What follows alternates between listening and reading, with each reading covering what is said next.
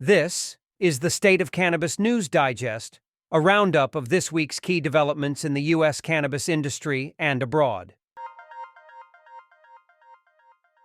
Our top stories. Alabama opens applications for cannabis testing lab licenses.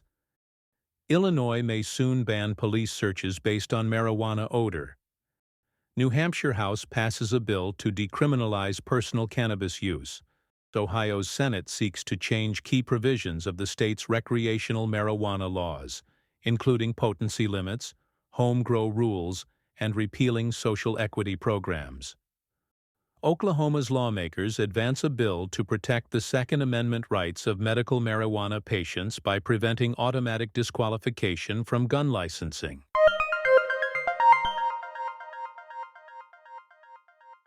And now, here is the deeper look at the key events in the cannabis world this week. In Florida, a state senator, Carlos Smith, has introduced a bill to expand the state's medical marijuana program to include opioid addiction as a qualifying condition. If passed, this legislation would take effect on July 1st, providing individuals struggling with opioid dependence access to medical cannabis as a treatment option. In Illinois, lawmakers are pushing a bill that would ban police from using the smell of cannabis, raw or burnt, as the sole reason to search a vehicle. Senate Bill 42, backed by Democratic Senator Rachel Ventura, aims to clarify conflicting court rulings and prevent unnecessary searches, which critics say disproportionately target people of color. Supporters argue the change protects civil rights, while law enforcement groups worry it could hinder drug enforcement and efforts to catch impaired drivers. The bill has passed a key committee and now heads to the full Senate for debate. In Indiana, on Tuesday, the State House approved House Bill 1119 with an 84-10 bipartisan vote. The bill seeks to permit specific saliva tests as admissible evidence for detecting THC and other drugs in drivers, aiming to enhance the efficiency of impaired driving prosecutions. The proposed legislation authorizes the use of two saliva tests, the Draeger Drug Test 5000 and the So-Toxa Oral Fluid Mobile Test System, as admissible evidence in court to detect THC and other drugs in drivers. This initiative addresses concerns that current blood sample methods are time-consuming, costly, and contribute to backlogs in the Indiana State Police laboratories. The bill now advances to the Senate for consideration. In Kansas on Friday, Senate rejected an amendment to Senate Bill 250 that would have granted terminally ill patients the right to access medical cannabis under the state's Right to Try Act. The proposal, introduced by Senator Cindy Holscher, aimed to align state policy with federal provisions, was defeated along party lines. In Alabama, a long-delayed medical cannabis program is taking a crucial step forward. The Medical Cannabis Commission has announced it will begin issuing testing laboratory licenses, a necessary move before patients can legally access medical cannabis products. Interested businesses must submit requests by March 14th, with formal applications due by April 16th, and licenses expected to be awarded by June 17th. The need for additional testing labs is urgent. Currently, only one facility is operational in Alabama, contributing to delays in making cannabis products available to patients. Without proper testing, when the dispensaries open, they won't be able to stock shelves with legally compliant products. However, uncertainty remains. While cultivators are already growing cannabis, dispensary licenses are still tied up in legal disputes, and no patients are yet registered to purchase medical cannabis. This raises concerns about whether testing labs, even once licensed, will have products to test and a market to serve. For businesses, this presents both risk and opportunity. The state has not set a cap on the number of testing lab licenses, but regulatory delays and legal battles over dispensary approvals continue to complicate the landscape. Still, for those willing to take the gamble, early entry into the market could provide a significant competitive advantage once the program is fully operational.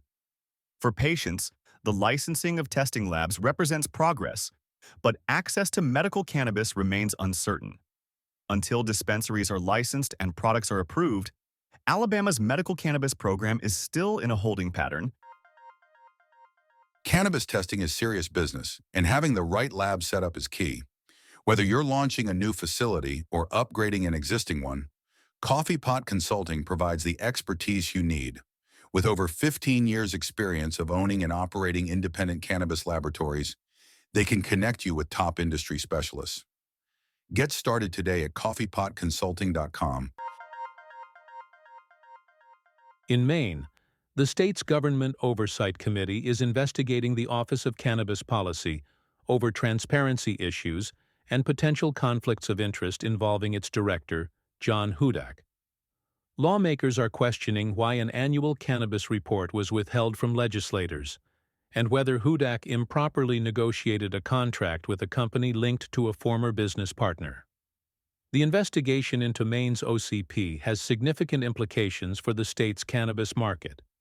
The withheld report raises concerns about transparency in the regulatory process, which could impact future policy decisions affecting cannabis businesses and consumers. Meanwhile, the conflict of interest allegations against Hudak come at a critical time, as the state must decide whether to renew its contract with Metric in 2026.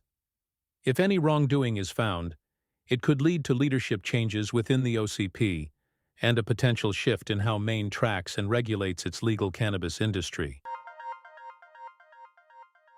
In Minnesota, the Office of Cannabis Management has officially opened applications for cannabis business licenses as of February 18th, launching the state's legal cannabis market.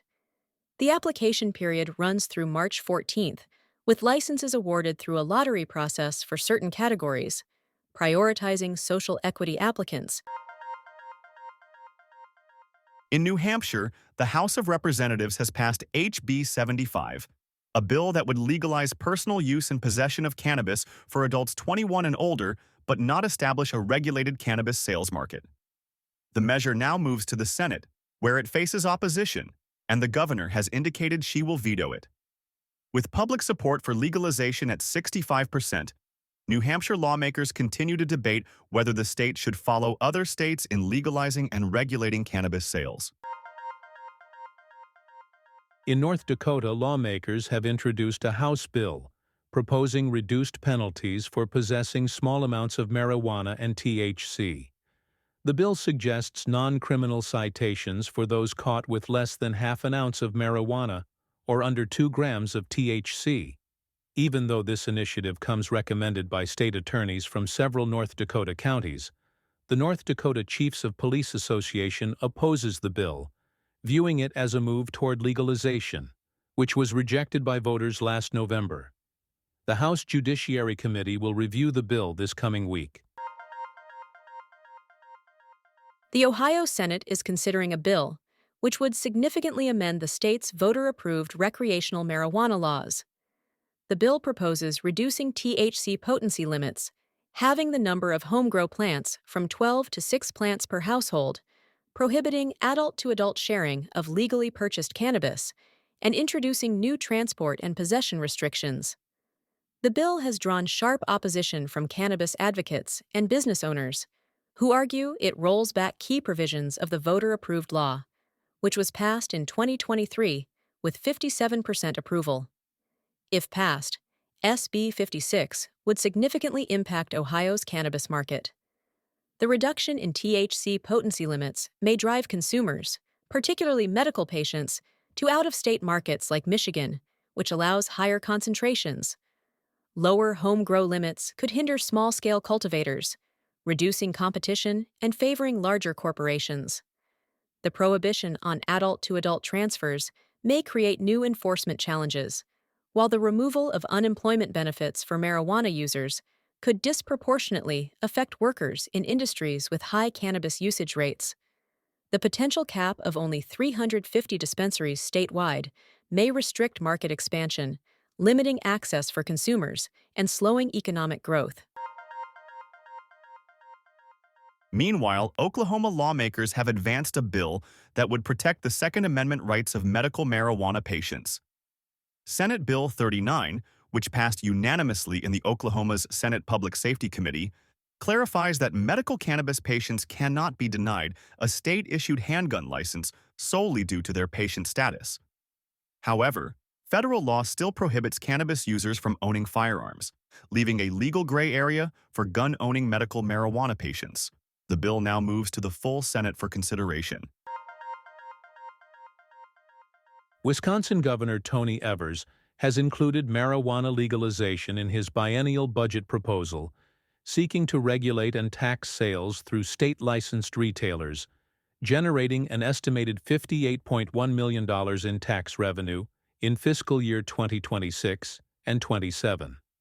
The plan also introduces criminal justice reform by allowing individuals convicted of nonviolent marijuana offenses to have their sentences repealed or reduced. While the proposal aligns cannabis regulation with alcohol sales, it faces challenges in the Republican-controlled legislature. The cannabis industry is thriving, but it comes with its fair share of financial and regulatory hurdles. That's where Buds Group steps in. We simplify your back-office operations, handling everything from fundraising to payment solutions to HR services, so you can focus on growing your business. Our award-winning Accounting Buds division provides expert accounting and advisory services tailored to your needs. Are your taxes higher than you? Let us help. Visit us at budsgrp.com. That's budsgrp.com. This was the State of Cannabis News Digest, available weekly. You can listen to us on all main podcast platforms. To make sure you don't miss out on the latest updates and in-depth analysis of the cannabis industry, be sure to subscribe to our podcast. By subscribing, you'll get notifications for each new episode, helping you stay informed and ahead in the ever-evolving cannabis market. Join us next Saturday for more insights. Until then, keep thriving and stay green.